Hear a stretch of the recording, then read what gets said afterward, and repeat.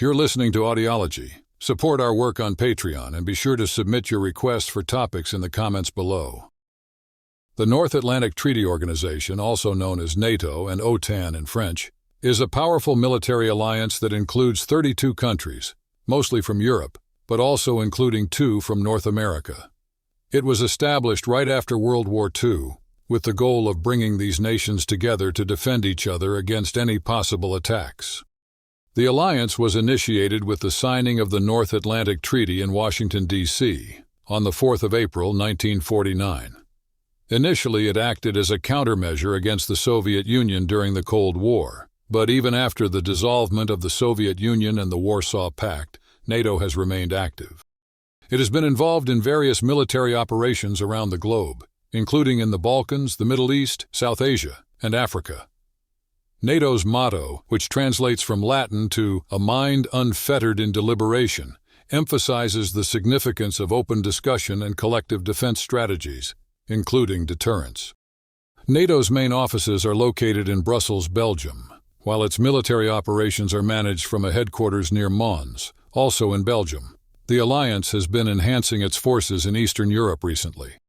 Altogether, the NATO member countries have approximately 3.5 million military personnel. Combined, these countries span an area over 25 million square kilometers, with nearly 1 billion people residing within. In terms of defense spending, they collectively accounted for about 55% of the world's total military expenditure in the year 2022, with a commitment to spending at least 2% of their gross domestic product on defense by the year 2024. The alliance began with 12 members but has grown over time, accepting new members in 10 rounds of enlargement. The most recent addition was Sweden, which became a member on the 7th of March 2024. NATO is open to further expansions, with Bosnia and Herzegovina, Georgia, and Ukraine currently positioned as aspiring members. However, this process of enlargement has led to some tension with Russia, which participates in NATO's Partnership for Peace program, along with 17 other countries. In addition, 19 other countries are involved in formal dialogues with NATO, indicating a widespread global interest and the intricate relationships within international security dynamics. The Treaty of Dunkirk, a pact of alliance and mutual assistance, was signed by France and the United Kingdom on the 4th of March, 1947, right after World War II and at the dawn of the Cold War. The pact was intended to protect against potential attacks from Germany or the Soviet Union.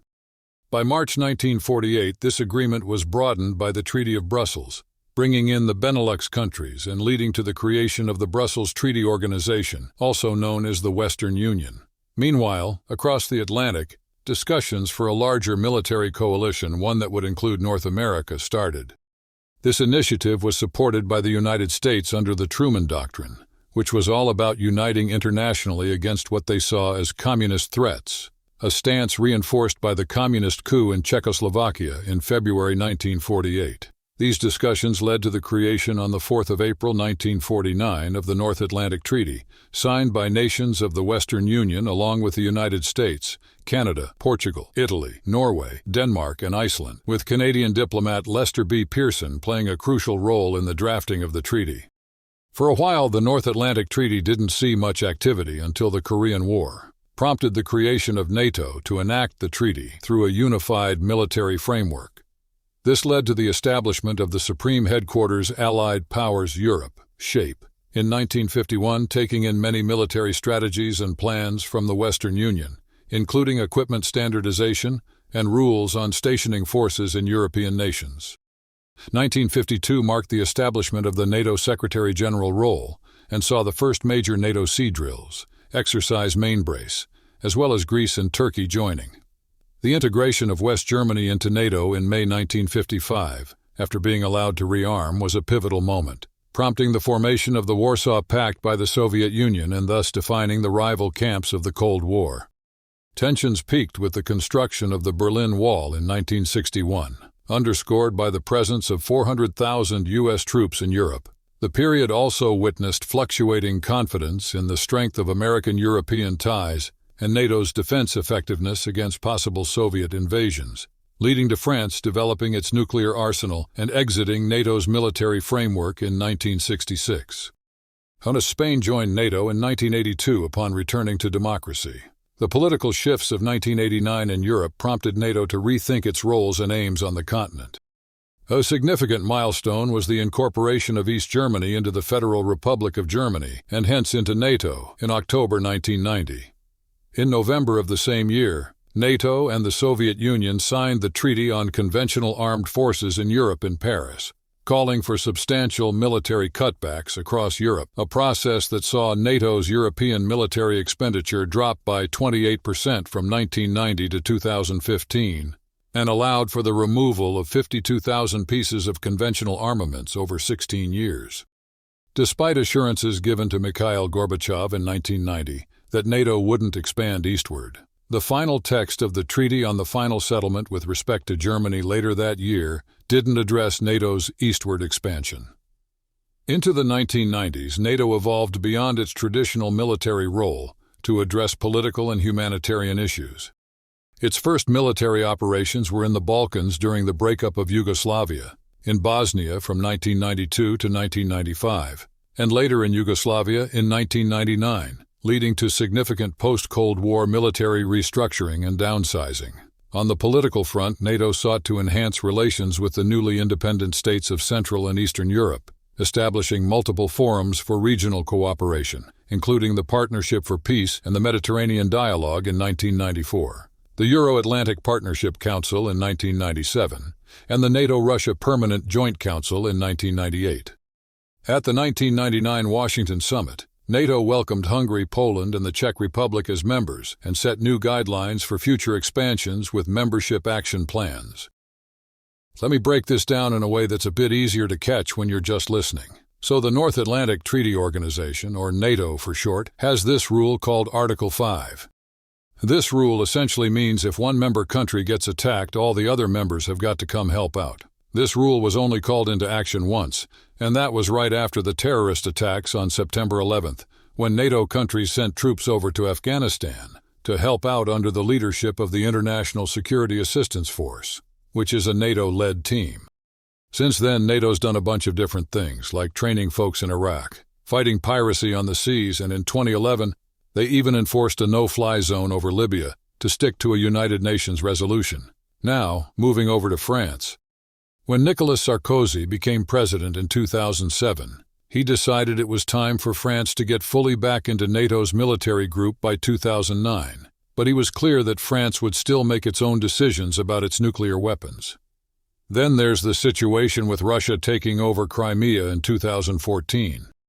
All the NATO countries were not happy about that at all. It was one of 7 times they've had a big meeting, invoking Article 4, to figure out what to do next. Other times they did this included during the Iraq and Syrian civil wars. At a big meeting in Wales in 2014, all the NATO countries agreed they should each be spending 2% of their money on defense by 2024, which they hadn't officially agreed on before. Jumping to 2016, at another big meeting in Warsaw, they decided to beef up their presence in the Baltic states and Poland by sending over 4 multinational groups of soldiers. With tensions getting higher because of Russia's actions in Ukraine by 2022, NATO sent more soldiers, ships, and planes to make sure their eastern side was strong and secure. They even had a special meeting in Brussels with leaders from the Group of 7 and the European Union, deciding to send even more troops to countries like Bulgaria, Hungary, Romania, and Slovakia. For the first time ever, they also activated some special rapid response teams. By June 2022, NATO had around 40,000 troops spread along its eastern border to keep an eye on any trouble from Russia, especially focusing on countries like Bulgaria, Romania, Hungary, Slovakia, and Poland.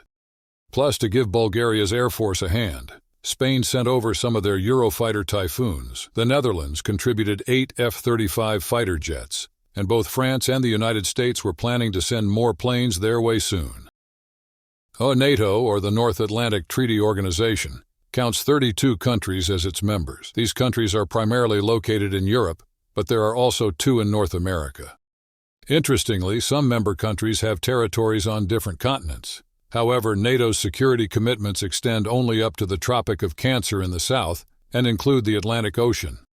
This specific area of coverage is defined under Article 6 of the North Atlantic Treaty. It's worth noting that during the initial discussions of the treaty, the United States was adamant that colonies like the Belgian Congo shouldn't be included in the agreement. On the other hand, French Algeria was included up until it gained independence on July 3, 1962. Out of the 32 members, 12 were part of NATO from the start in 1949, and the rest joined over the course of 10 rounds of expansion. Now let's talk about some special arrangements within NATO. 3 Nordic countries, Denmark, Iceland, and Norway, who were founding members, decided on a few restrictions. They've chosen not to have permanent military bases, nuclear warheads, or allow Allied military activity on their soil during peacetime, unless they expressly invite it. However, Denmark has made an exception for the United States Space Force, which operates the Pituffik Space Base in Greenland. Moving to France from the mid-1960s to the mid-1990s, the country took a different path by seeking a military strategy that kept it independent from NATO. This policy was known as Gaulo-Mitterrandism. But in 2009, Nicolas Sarkozy brought France back into NATO's Integrated Military Command and its Defense Planning Committee, although the latter was disbanded the next year. Despite its reintegration, France stands out because it doesn't participate in the Nuclear Planning Group, and unlike the United States and the United Kingdom, it won't commit its nuclear-armed submarines to NATO.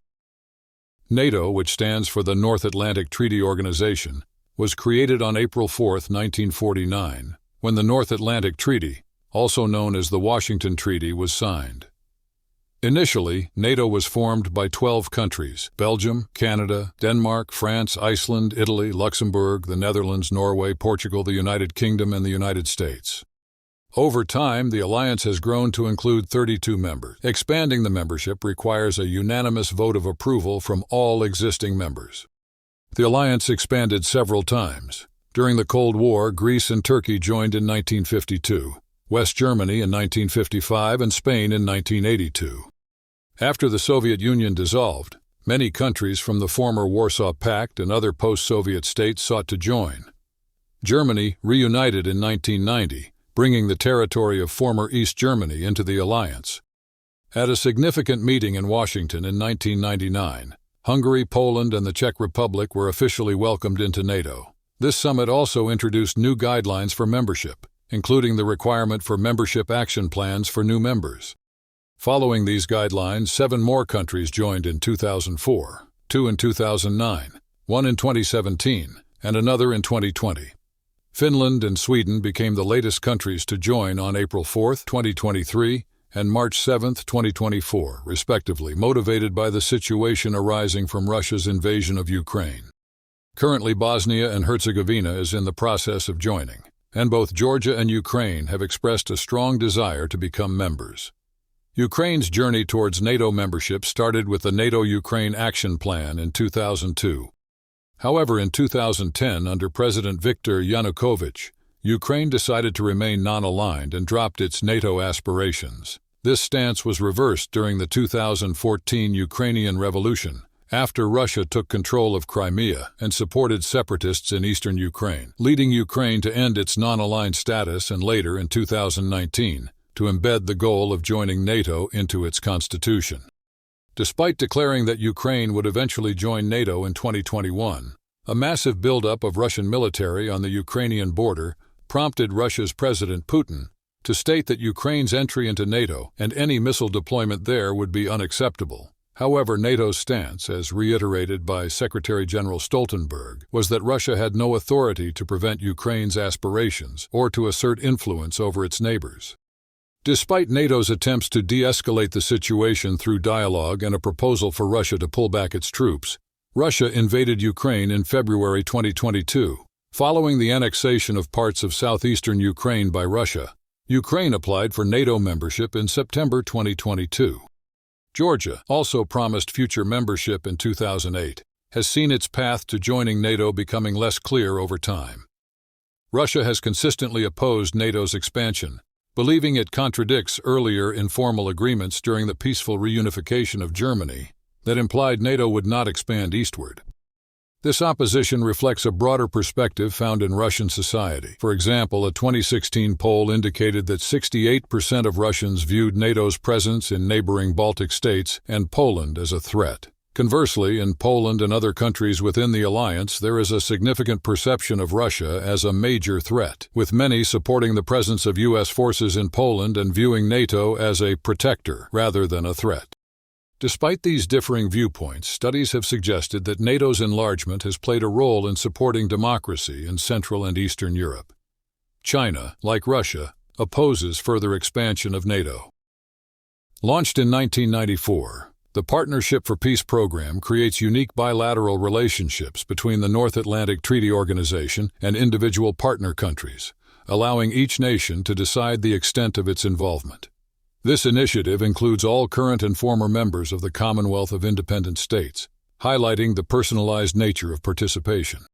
Further expanding upon this cooperation, the Euro-Atlantic Partnership Council was set up on May 29, 1997, serving as a platform where 50 participants can engage in regular coordination and dialogue. The Partnership for Peace is effectively the main operational component of the Euro-Atlantic Partnership, with various other countries, including Afghanistan, being invited to partake in certain Partnership for Peace activities. On December 16, 2002, the European Union and the North Atlantic Treaty Organization signed the Berlin Plus Agreement, which notably allows the European Union to utilize the North Atlantic Treaty Organization's resources in managing international crises independently, provided the North Atlantic Treaty Organization chooses not to intervene. This pact operationalizes the Mutual Defense Clause, found in Article 42, Paragraph 7 of the 1982 Treaty of Lisbon, which mandates that European Union member states must aid a fellow member if it is subjected to military aggression, showcasing a comprehensive support mechanism that extends globally and is complemented by the North Atlantic Treaty Organization's geographical operational limits. The North Atlantic Treaty Organization's outreach isn't limited to Partnership for Peace nations. Since 1994, the Mediterranean Dialogue focused on building relations with Israel and North African countries, while the Istanbul Cooperation Initiative, unveiled in 2004, aims to foster similar connections with Middle Eastern nations, linking 4 participants through the Gulf Cooperation Council. Despite Qatar's 2018 interest in joining the North Atlantic Treaty Organization, the alliance clarified that membership expansion is currently limited to European countries, referencing Article 10 of the North Atlantic Treaty Organization's founding treaty. Though Qatar had already signed a security agreement with the North Atlantic Treaty Organization earlier that year. The alliance's engagement extends beyond these initiatives. Political discussions with Japan commenced in 1990, progressively leading to increased interactions with nations outside these structured frameworks. By 1998, the North Atlantic Treaty Organization had laid down guidelines for cooperation, reflective of the Allies' intent to deepen relations, coining the term contact countries in 2000. This group, which saw an expansion by 2012, is involved in discussions on various issues, including counter-piracy and technological advancements, and is now referred to as global partners, or partners across the globe. Among these, Australia and New Zealand have also established a strategic alliance known as AUSCUNZUCUS, with similar agreements fostering closer ties between contact countries and North Atlantic Treaty Organization members. Addressing international concerns, the North Atlantic Treaty Organization's Secretary-General Jens Stoltenberg has emphasized the importance of collaboration with countries like Australia, New Zealand, Japan, and South Korea to counterbalance China's rising influence. As the latest addition, Colombia stands out as the first and only Latin American country to engage with the North Atlantic Treaty Organization, enjoying the full spectrum of cooperative activities available. NATO, a powerful alliance that includes countries from across the globe, operates through a carefully structured system that combines both civilian and military elements to ensure the collective security and operational efficiency of the alliance. At the heart of its civilian structure is the North Atlantic Council, which acts as NATO's principal decision-making body. This council includes permanent representatives from member states or sometimes even higher-ranking officials such as foreign affairs or defense ministers and heads of state. They meet at least weekly and make all the significant policy decisions by consensus. That means every country has to agree, there's no voting. The North Atlantic Council is led by NATO's Secretary General and focuses on everything related to the alliance's policies. Another important part of the civilian structure is the NATO Parliamentary Assembly. Unlike the North Atlantic Council, this assembly links directly with the parliaments of member states, setting broad strategic objectives for NATO. It gathers lawmakers from member countries and associate members to discuss security policies on the NATO Council, although it operates independently from NATO itself. NATO's headquarters, a bustling hub of activity located in Brussels, Belgium, houses staff from all member countries, including both military and civilian offices, and serves as the central point where all of NATO's major activities are coordinated. Switching to the military side, the Military Committee is where the military action gets planned. It is made up of the chiefs of defense from all member states and provides advice to the North Atlantic Council on military matters. This committee is the brains behind NATO's military strategy and operations, guided by its chairman.